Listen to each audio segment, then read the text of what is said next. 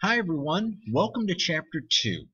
Chapter 2 is going to be dealing with trade-offs, the role of the market system in international trade, and why trading exists.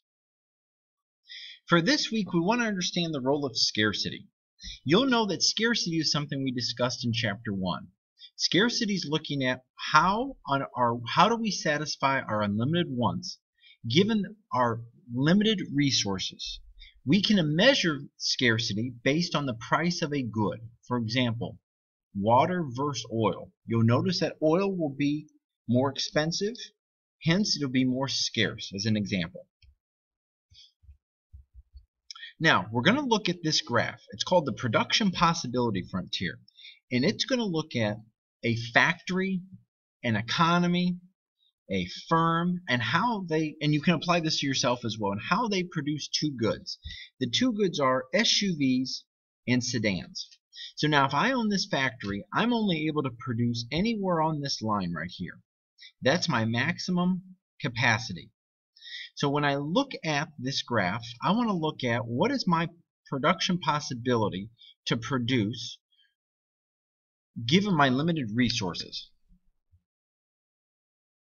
When I look at my limited resources, I want to understand why I'm not able to produce as much.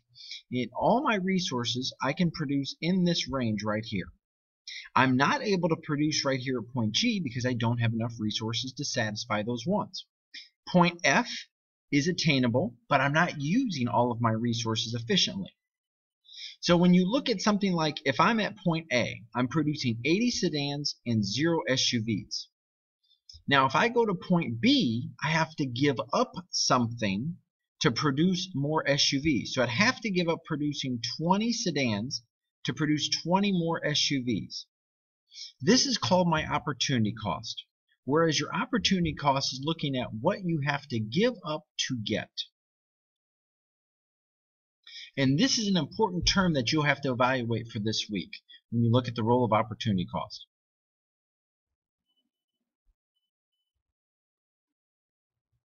Now, we're going to be looking at if the graph is bowed outward or if the graph is bowed or if the graph is a constant slope. If it's bowed outward like this, it's called an increasing opportunity cost.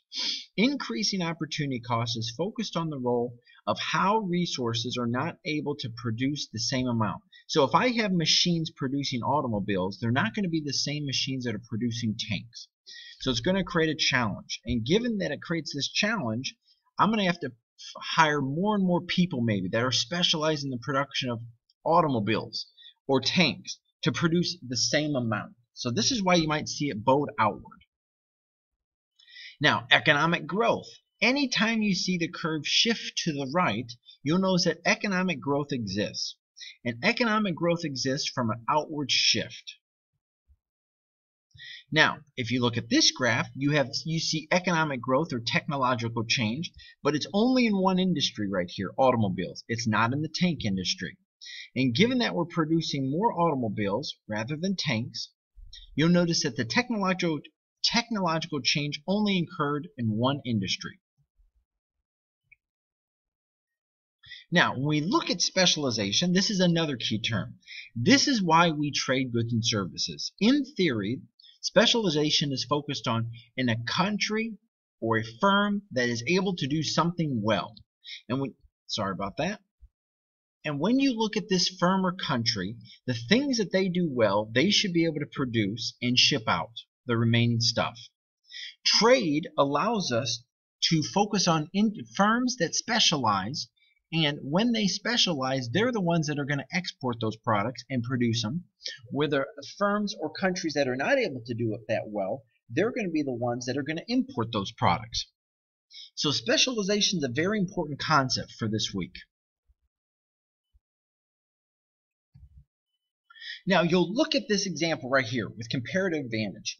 When you look at people living together and they have to divide up household chores, suppose that Jack is faster than Jill at both cooking and laundry. However, Jack is much faster at preparing tasty meals, while Jack is only a little faster at doing laundry. In theory, Jack should be the one doing the cooking, while Jill is the one that should be specializing in laundry. That's how we should break up our time. The person that's good at something should be doing that, while the person that's not as good at doing something should have someone else do it. So that's a review of Chapter 2.